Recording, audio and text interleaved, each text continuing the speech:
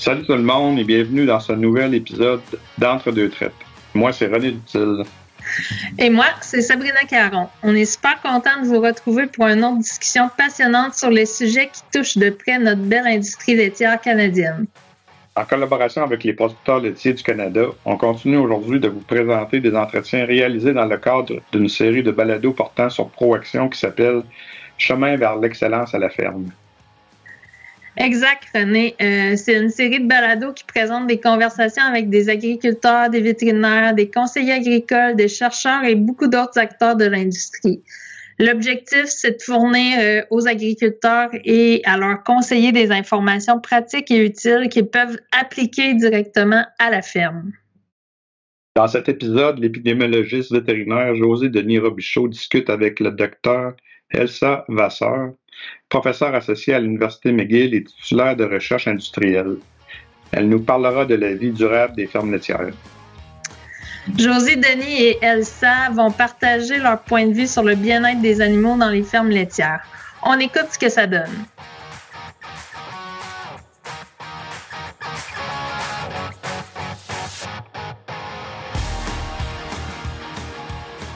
Bonjour Elsa, merci beaucoup de te joindre à nous aujourd'hui pour ce balado. Pour ceux qui ne te connaissent pas, est-ce que tu pourrais m'en dire un peu plus sur toi et ton parcours dans le monde de l'industrie laitière?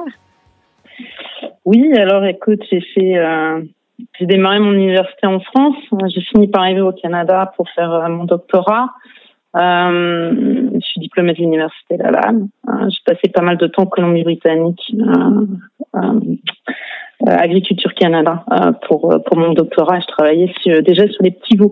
En fait, ça fait plus que 15 ans maintenant que je fais de la recherche presque exclusivement sur le bien-être en fait des vaches laitières, presque. Donc, le bien-être animal, c'est un peu ton sujet de prédilection. Qu'est-ce qui t'a amené à t'intéresser à ce sujet-là?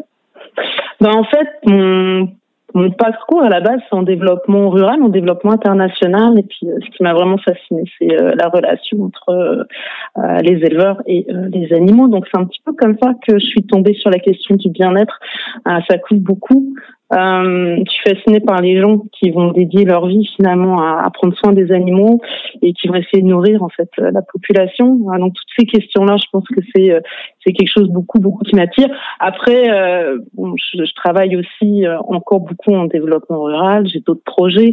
Toute la question de la durabilité. Comment est-ce qu'on fait un revenu en agriculture? Comment est-ce que ça peut être fait de manière durable? Ces questions-là, aujourd'hui, je pense qu'elles sont encore plus importantes peut-être qu'elles l'étaient il y a une vingtaine d'années. Bien-être animal, mais aussi bien-être humain des producteurs laitiers, j'imagine. Et puis, est-ce qu'il y a un aspect en particulier qui t'enthousiasme particulièrement en ce qui est du bien-être?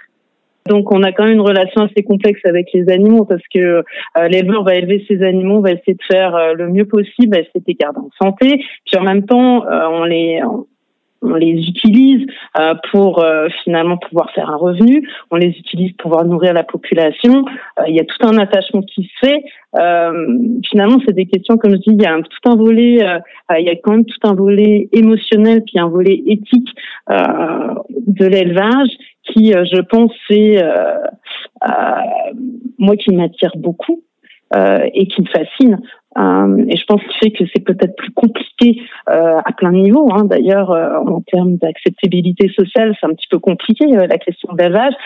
Mais je pense que, en tout cas, moi aussi, ce qui me passionne, c'est l'idée de dire que finalement toute cette relation entre les humains, les animaux, puis le fait de comment est-ce qu'on essaie de faire bien les choses, quoi.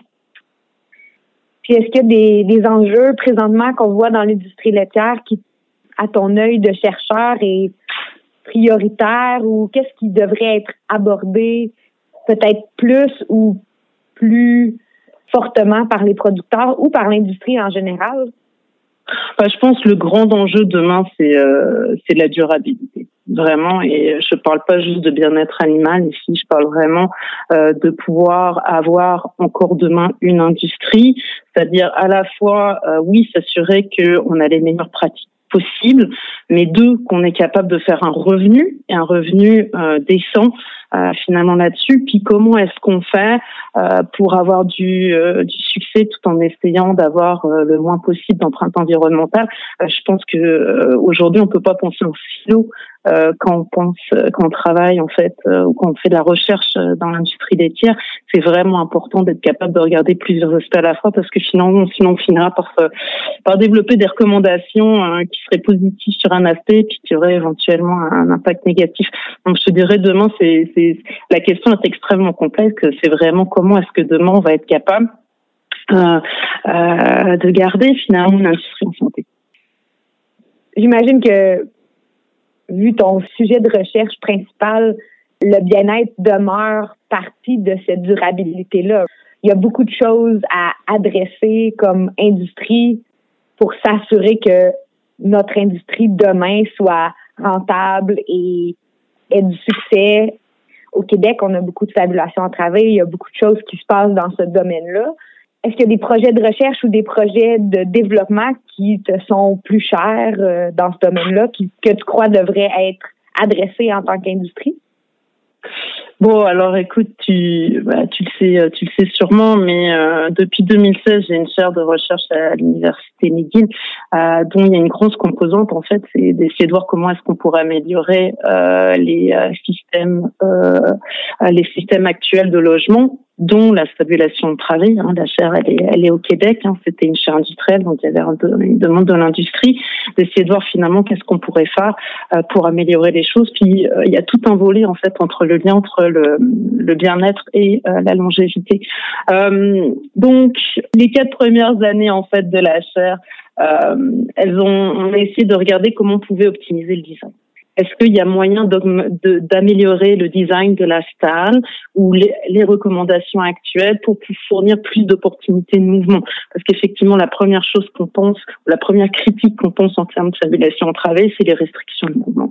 Je te dirais, les gros résultats qu'on a trouvés, c'est que finalement, c'est la stalle. Le problème n'est pas forcément la stalle en travée, la stalle tout court, parce que les problèmes de blessures ou les problèmes de mouvement, on retrouve les mêmes. La largeur est pas suffisante, ça prendrait plus de longueur.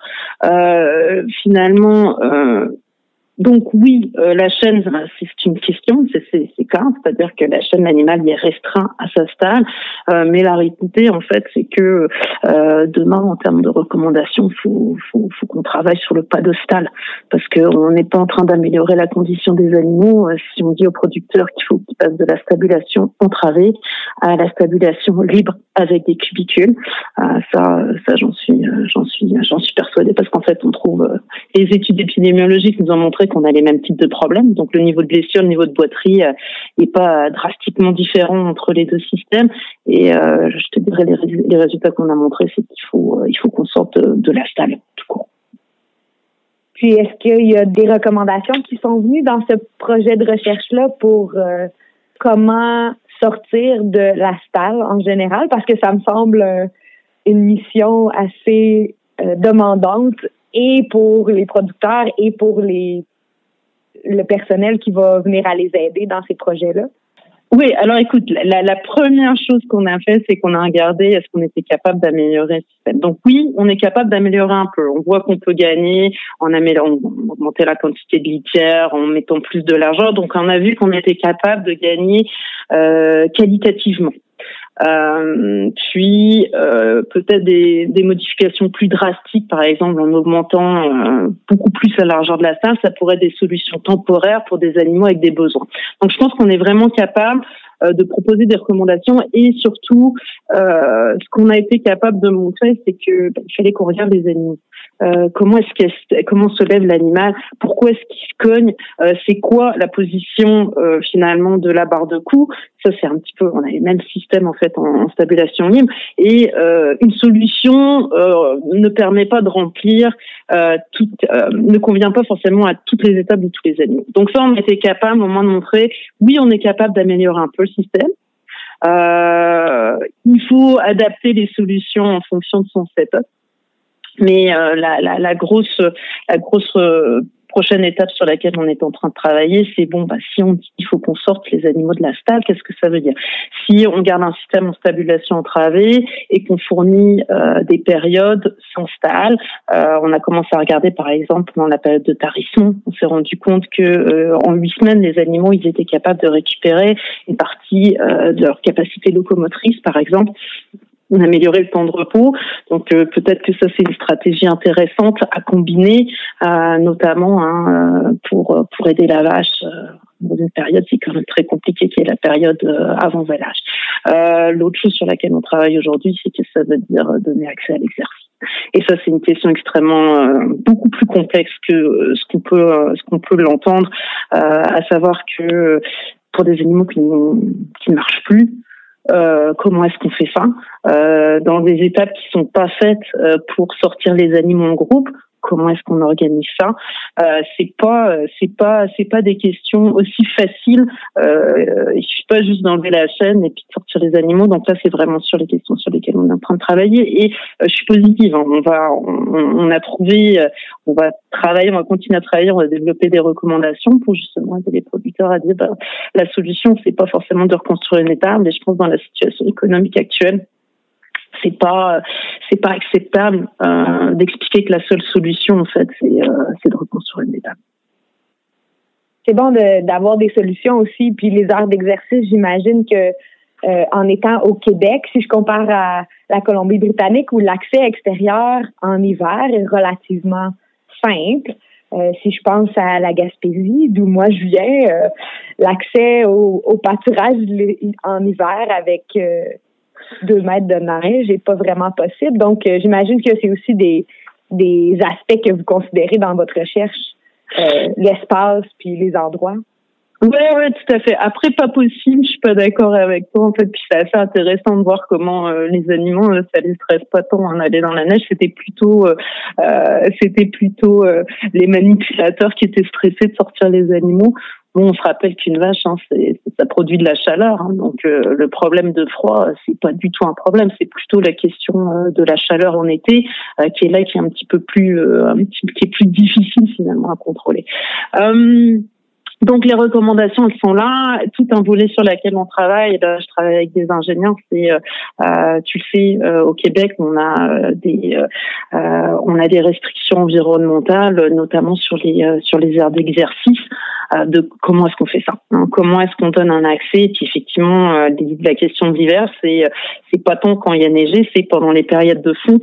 Comment est-ce qu'on gère en fait la question environnementale. Et ça, effectivement, quand je te disais que on pouvait pas faire la recherche en silo, ça c'est un exemple parfait. C'est-à-dire que on peut faire une recommandation comme quoi c'est extraordinaire de donner l'accès à l'exercice en hiver, mais comment est-ce qu'on gère ça d'un point de vue environnemental, quitte à ce que éventuellement on amène des recommandations qui vont changer peut-être les propres règles ministérielles, mais on n'est pas encore tout à fait rendu là.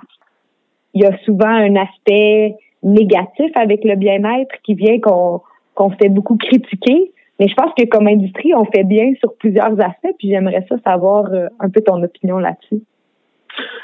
Je pense qu'une chose qu'on fait de manière vraiment distincte au Canada, dans le reste, en tout cas dans une majorité des pays du monde, c'est que les règles de qu'est-ce qu'on veut en termes de gestion de troupeau, qu'est-ce qu'on veut comme soins animaux, qu'est-ce que c'est que le bien-être animal, sont pas décidés tout seuls par une entité. Ils sont décidés par l'ensemble des acteurs finalement au Canada. Et quand je dis ensemble des acteurs, bien sûr, il y a les producteurs, il y a les vétérinaires, il y a finalement les associations de protection des animaux, on demande l'avis aux chercheurs.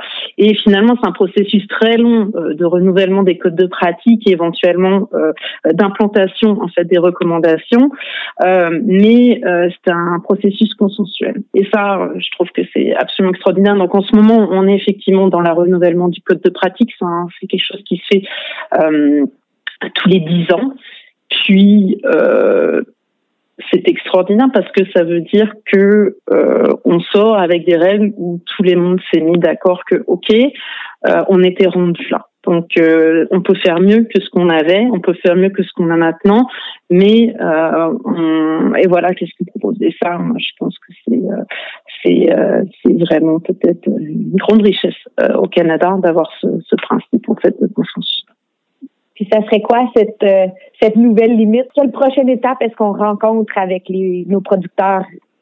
L'autre chose qui est extraordinaire de la table de consensus, c'est qu'en fait, il demande aux chercheurs de s'asseoir et de faire en fait une revue de littérature sur c'est quoi les connaissances actuelles scientifiques sur tout un certain nombre de points.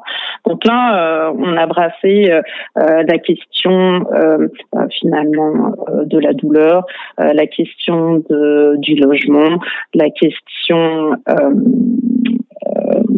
entre autres quoi. Donc si tu veux on a tout un certain nombre de sujets un petit peu chauds sur lesquels on se pose beaucoup de questions. Il a fallu que nous en tant que scientifiques on planche là-dessus pour aider en fait aux négociations, parce qu'en fait c'est-à-dire que nous en tant que scientifiques, et moi je suis sur le comité scientifique, en fait je suis la coprésidente, on va présenter les résultats de la recherche actuelle, puis ça va permettre de nourrir les négociations. Donc c'est-à-dire qu'on parle vraiment de négociations sur la base en fait de connaissances scientifiques. Ça permet de mettre tout le monde à la même table et puis en termes de connaissances, puisque chacun des acteurs vient finalement avec ses propres challenges, ses propres perceptions. Mais je reste à penser que de pouvoir partir en fait sur la base de connaissances scientifiques, ça permet de prendre des bonnes décisions, et des décisions éclairées, et pas des décisions purement basées sur les motifs. Les motifs importants dans le côté bien-être, mais je pense que d'avoir la base scientifique pour prendre des bonnes décisions, c'est encore plus riche. Donc, il y a aussi de la communication de ces connaissances-là qui est fait au niveau des producteurs. Est-ce qu'il y a des solutions ou des outils qu'ils peuvent utiliser que tu recommanderais? Ouais, alors bon, tu le sais, nous au Canada, les universités, c'est pas eux qui font tout le travail de transfert de connaissances. Par exemple, ça c'est une grosse différence avec nos collègues américains. Il y en a qui sont spécialisés là-dedans. Nous, ce qu'on fait, par exemple, moi, la chaire de recherche, elle est en partenariat avec l'Actanet et ça permet directement de travailler en fait avec l'agence qui va faire le conseil auprès des producteurs. Donc on sépare les métiers, puis en fait ça permet finalement d'avoir les connexions toutes fraîches et à l'Actanet de pouvoir partir avec ces connaissances-là et de faire même le transfert. Et je pense que ça fait la séparation des métiers probablement beaucoup plus efficace parce que finalement moi, quand je parle aux producteurs, j'ai quand même ma casquette de chercheur et c'est peut-être pas toujours facile. Donc d'avoir plusieurs personnes qui présentent les messages et d'avoir surtout des gens dont c'est le métier, qui ont la connaissance terrain, qui connaissent le producteur, parce que finalement, tu le sais, toute la question de changement d'attitude et de comportement, c'est quand même basé beaucoup sur la confiance du type de nouvelles connaissances qu'on donne. C'est-à-dire que c'est bien d'avoir ces nouvelles connaissances, mais si ça passe pas au niveau du producteur, on a manqué. Nous, en tant que chercheurs, on a complètement manqué notre travail. Mais c'est pas forcément nous qui avons les meilleurs outils pour finalement aider les producteurs à prendre des décisions. Définitivement. Je pense que ton groupe de recherche a créé beaucoup d'outils pour le logement, l'accès à l'activité, beaucoup de connaissances. En tant qu'industrie, est-ce qu'il y a des barrières que tu vois à l'adoption de pratiques en lien avec le bien-être? Est-ce qu'il y a des choses qui semblent bloquer l'adoption de certaines pratiques? Donc, je t'ai parlé tout à l'heure de la question du message, et puis qui devait être le meilleur messager, en fait, de cette question-là. Donc ça, c'est une question à part. Au-delà de ça, en fait, c'est tout le deuxième aspect de la recherche sur laquelle je travaille. C'est finalement, c'est bien le bien-être animal pour le bien-être animal, mais si on est capable de montrer qu'est-ce que ça veut dire en termes de longévité des animaux, est-ce qu'il y a un lien? C'est quoi le lien avec le volet économique? Pour moi, c'est des liens essentiels. Et l'idée, c'est pas de dire améliorer le bien-être, c'est ça va être vachement compliqué. Aliments et bien-être, tu peux pas dire bon ça va être 1 litre de plus par vache. Oui, on peut faire ces algorithmes-là, mais les questions et les résultats sur lesquels on est en train de travailler aujourd'hui, c'est dire finalement c'est quoi les bénéfices cachés du bien-être animal. C'est-à-dire avoir un animal qui va pas être malade, un animal qui va pas être boiteux. Qu'est-ce que ça veut dire éventuellement sur cette capacité à garder, sur la capacité du producteur à le garder dans son troupeau? Qu'est-ce que ça veut dire sur la capacité finalement de garder l'animal pour une autre lactation? Et au final, c'est quoi les coûts réels des problèmes de boiterie, par exemple, ou de mamie? Ça, c'est les derniers papiers sur lesquels on a travaillé.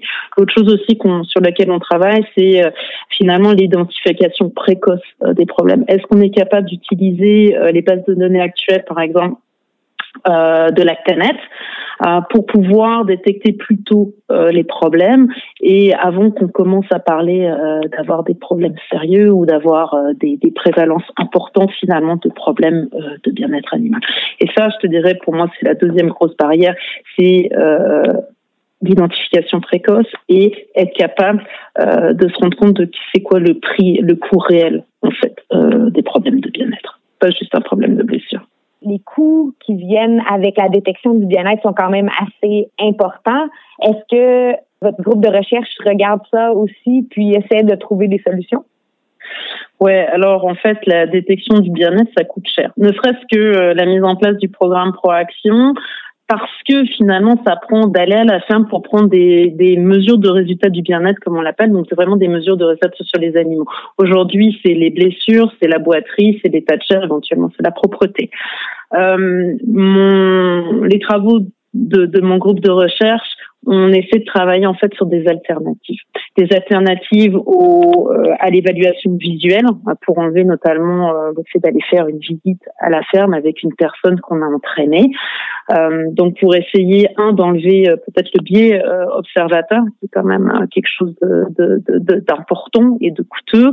Puis d'essayer finalement de travailler avec toutes les nouvelles technologies et les nouvelles capacités analytiques qu'on a aujourd'hui pour faire une détection basé en fait sur des bases de données, c'est-à-dire finalement sur des données qui sont collectées à la ferme, mais qui demandent pas une évaluation visuelle des animaux. Donc là, par exemple, je parle des données économiques, des données de production, voire des données de santé. Donc, on a été capable de générer, notamment avec mes collègues au Québec et à Lactanet, un indice en fait du statut des animaux. Puis bon, ça c'est des indices qui vont s'améliorer, qui vont se raffiner au cours du temps. Et aujourd'hui, je travaille en fait avec d'autres collègues, notamment à l'UQAM, sur en fait tout le côté des nouvelles capacités analytiques qu'on a avec l'intelligence artificielle notamment, sur comment est-ce qu'on pourrait utiliser nos données vidéo, des données photos, en plus en fait des données collectées par les agences de contrôle laitier pour avoir une détection plus précoce des problèmes et éventuellement peut-être permettre en fait de réduire peut-être les prévalences des problèmes et de réduire le coût de détection. Ça me semble un objectif très louable. Écoute, est-ce que en finissant, tu veux convaincre un producteur qui pense à travailler sur le bien-être, est-ce qu'il y a une chose par laquelle il devrait commencer ou pourquoi est-ce qu'il devrait s'investir dans améliorer le bien-être? Alors moi, je pense qu'on n'a même pas besoin de convaincre les producteurs d'améliorer le bien-être des animaux. Je pense que sincèrement, c'est quelque chose d'abord qu'ils ont vraiment à cœur. Donc ça c'est la première chose. La deuxième chose, si je prends mes premières études sur la question du bien-être, en fait, j'avais travaillé avec les producteurs de veau de lait. En fait, en Europe, juste après le changement de directive européenne, ils étaient passés en groupe. Donc, on était d'un élevage individuel à un élevage de groupe. Puis, finalement, il y a eu des gros investissements qui sont faits chez ces producteurs-là et tous les gens que je suis allée en santé m'ont tous dit ça n'a pas été facile, mais on est tellement contents aujourd'hui, finalement, d'avoir amélioré la gestion et le logement, qui, au final, nous, on a vu une amélioration en fait de notre qualité de vie à nous, puis de notre métier d'éleveur. Et je pense que c'est vraiment ça finalement qui m'a fait diriger plus tard sur la question du bien-être animal, c'était de se rendre compte que au final tout le monde sort gagnant. Et je pense que c'est une évidence, mais c'est important de s'en rappeler, surtout à des moments où finalement on sent des pressions sociales importantes pour essayer d'améliorer les choses. Quand je pense que les producteurs ils font vraiment de leur mieux. Je pense que c'est important de pouvoir se rappeler qu'à la finalité, tout le monde va en sortir gagnant. Et est-ce que tu crois que les consommateurs voient ces efforts-là? Est-ce qu'on fait un bon travail à communiquer cette passion-là que tous les producteurs ont pour le bien-être de leurs animaux, puis des efforts qui sont mis en place présentement? Je pense qu'aujourd'hui, on s'occupe beaucoup sur les gens qui ne sont pas les consommateurs. Ok, donc ça, je pense que c'est important. Je pense que c'est important dans une société qui est plein de gens qui donnent leur opinion. Je pense que si on a des sociétés, le Canada, c'est une société démocratique, donc c'est super d'avoir la liberté d'expression. Puis je reste à penser que les critiques, même si elles viennent pas directement des consommateurs, ça permet à tout le monde de se poser des questions. Est-ce qu'on peut faire un meilleur travail à éduquer? Je pense que l'éducation du consommateur, c'est quand même très compliqué parce que finalement, on ne sait pas où est-ce qu'ils vont chercher leur information. Mais je pense sincèrement que quand l'industrie fait des démarches pour essayer vraiment d'améliorer l'ensemble en fait de la régie, pas tant juste sur le côté bien-être, mais le côté salubrité des aliments, le côté environnemental, réduire son empreinte. Quand on essaie de faire au mieux, il y a un besoin de communiquer sur ce qui est fait. Je pense que oui, la communication elle est là. Est-ce qu'elle peut être améliorée? Je pense qu'il faut parler des succès, faut mettre en avant les gens qui sont fiers de leur métier, qu'est-ce qu'ils font et pourquoi ils font et comment ils font bien. Et je pense que ça c'est la meilleure chose qu'on peut être.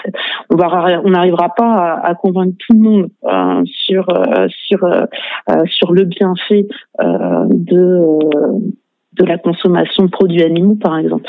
Mais ce qui est plutôt important, c'est de se dire est-ce qu'au final, on est capable de communiquer parce que on estime qu'on fait bien les choses et qu'on le fait au mieux. Merci beaucoup, Elsa, d'avoir participé à ce balado aujourd'hui. J'espère te revoir bientôt. Merci, José. C'était un plaisir.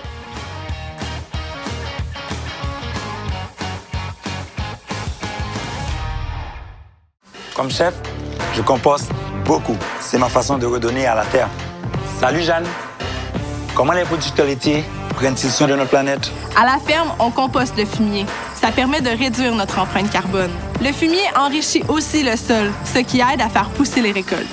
Ah, c'est comme le cercle de la vie. Oui, on travaille à bâtir un avenir durable. Moi, je suis partante. Et toi? Je suis partant. C'est ça, l'avenir laitier. Carboneutre d'ici 2050.